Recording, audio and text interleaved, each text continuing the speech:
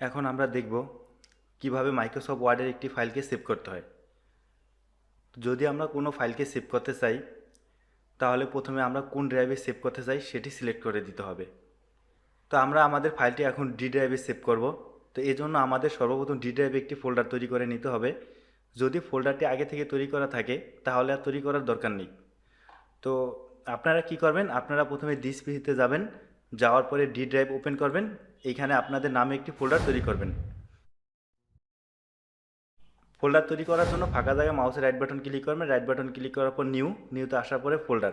তো এইখানে আপনারা আপনাদের যার যেই নাম সেটি দিবেন। তো আমি এখানে ইজি কম্পিউটার লিখে দিলাম। তো আমরা চাচ্ছি আমাদের মাইক্রোসফট ওয়ার্ডে তৈরিকৃত ফাইলটি ইজি কম্পিউটার ফোল্ডারের মধ্যে সেভ করতে।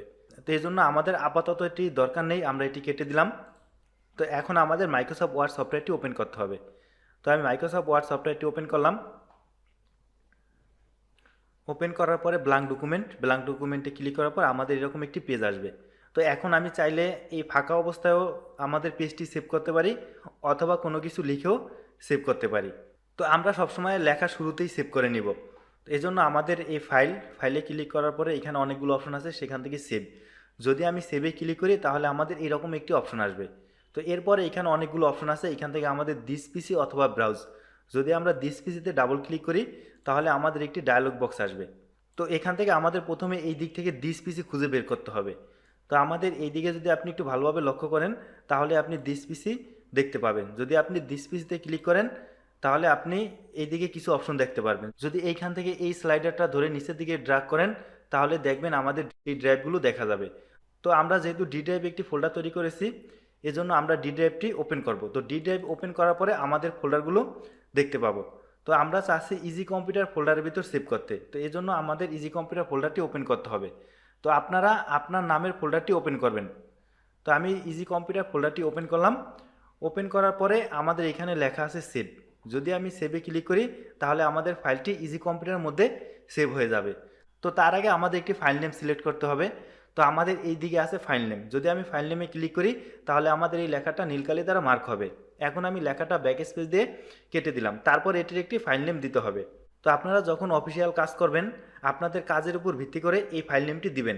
যেহেতু আপনারা নতুন, এই ক্ষেত্রে আপনারা এখানে ক্লাস 1 নামে সেভ করবেন। তো আমি এখানে ক্লাস 1 দিলাম, দেওয়ার পরে সেভ। তো সেভ দেওয়ার সাথে সাথে আমাদের এটি ডি ড্রাইভ ইজি কম্পিউটার ফোল্ডারের মধ্যে জমা হয়ে যাবে। তো আমরা দেখি যে আমাদের আসলে এটি সেভ হয়েছে কিনা। তো আমি এই সফটওয়্যারটি ক্লোজ করে দিলাম। তো আমরা এই যে দিস পিসি থেকে ডি ড্রাইভ, তারপরে আমাদের ইজি কম্পিউটার। তো এই যে দেখেন আমরা এই যে মাত্র ক্লাস 1 নামে যে ফাইলটি সেভ করেছি এটি এখানে সঠিকভাবে সেভ হয়েছে। তো এখন আমি যদি এটা ওপেন করি তাহলে এটি আমরা একদম ফাঁকা দেখতে পাবো। যদি আপনারা নতুন করে আবার কোনো কিছু লিখেন তারপরে যতটুকু লিখবেন ততটুকু লেখা শেষ হলে আবার সেভ দিবেন। তো এই ক্ষেত্রে আমাদের এই ফাইল থেকে আবার সেভ। তো আবার যদি সেভ দেই এবার আর আমাদের বলে দিতে হবে না যে আমরা এটি কোথায় সেভ করতে চাই, কারণ আমরা অলরেডি এটি সেভ করেছি। যদি আমরা নতুন কোনো কিছু লিখি তাহলে আমাদের সেই লেখাটুকুই এই ফাইলের মধ্যে গিয়ে জমা হতে থাকবে। তো এইভাবে আপনি যতবার নতুন লেখা লিখবেন ততবার সেভ দিবেন। যদি আপনি এই কাজটি না করেন, কোনো কারণে যদি বিদ্যুৎ চলে যায় তাহলে আপনার লেখাগুলো মুছে যাবে। তো এইভাবে সেভ দিবেন।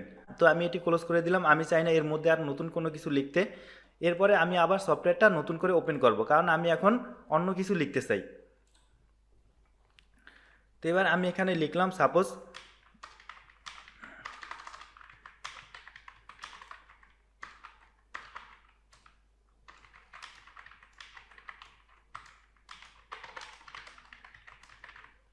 আমি এই লেখাটা লিখলাম। তো এখন আমরা এটি আবার সেভ দিব। তো এটি সেভ দেওয়ার জন্য আবার সেই ফাইলে আসার পরে সেভ। তো এখন আমাদের বলে দিতে হবে এটি আমরা কোথায় সেভ করতে চাই, কারণ এটি একদমই নতুন, এটি এর আগে সেভ করা হয়নি। তো এই জন্য আমরা এখানে দিস পিসিতে ডাবল ক্লিক করতে পারি, অথবা ব্রাউজে একটা ক্লিক করলেও আমাদের কাজ হবে। আপনি যে কোনো একটি ব্যবহার করতে পারেন। তো আমি এখানে দিস পিসির উপরে ডাবল ক্লিক করলাম। তো এবার আমাদের সেই ডায়লগ বক্সটা আসছে। এখান থেকে আমাদের সেই ডি ড্রাইভ দেওয়ার পরে ইজি কম্পিউটার। তো এখন আপনারা একটি জিনিস খেয়াল করেন, সেটি হলো আমাদের এইখানে ক্লাস 1 নামে একটি ফাইল অলরেডি সেভ করা আছে।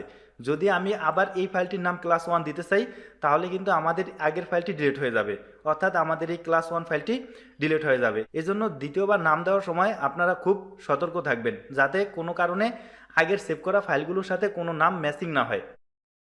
তো আমরা এটা দিলাম ক্লাস 2।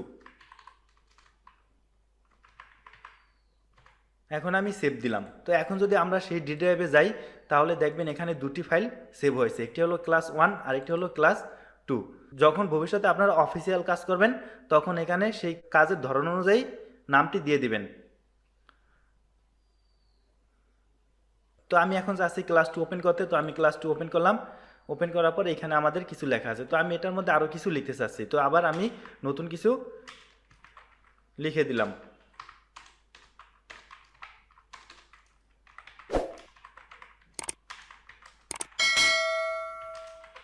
এই যে আমি লিখলাম। এখন আমাদের আবার সেভ করতে হবে, আবার ফাইলে আসার পরে সেভ।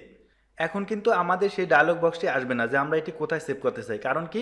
কারণ হলো আমরা এটি অলরেডি সেভ করা ছিল, আমরা সেভ করা ফাইল ওপেন করেছি। এজন্য আর এটি আমাদের বলবে না যে আমরা এটি কোথায় সেভ করতে চাই। এখন শুধুমাত্র নতুন যদি কোনো কিছু লিখি, তাহলে এই লেখাগুলো ওই ফাইলের মধ্যে যুক্ত হতে থাকবে। তো এই যে দেখেন, আমরা একটু লিখছি আবার সেভ করছি। তো এর কারণে আমাদের অনেক টাইম নষ্ট হতে পারে। এজন্য আপনারা কি করবেন? এজন্য আপনারা কিবোর্ড থেকে শর্টকাট ইউজ করবেন। তো সেভের জন্য কিবোর্ডের শর্টকাট হচ্ছে কন্ট্রোল+S। যদি আমরা কিবোর্ড থেকে কন্ট্রোল+S ব্যবহার করি, তাহলে আমাদের লেখাটি সেভ হতে থাকবে। তো আপনারা সবসময় কিবোর্ড থেকে কন্ট্রোল+S ব্যবহার করবেন। যদি আপনারা নতুন কোনো কিছু লেখেন, লেখার পরে একটু পরপর কিবোর্ড থেকে কন্ট্রোল+S দিয়ে এটি সেভ করে দিবেন। তো এভাবেই আমরা কোনো লেখাকে সেভ করে রাখতে পারি এবং ভবিষ্যতে যে কোনো সময় ব্যবহার করতে পারি।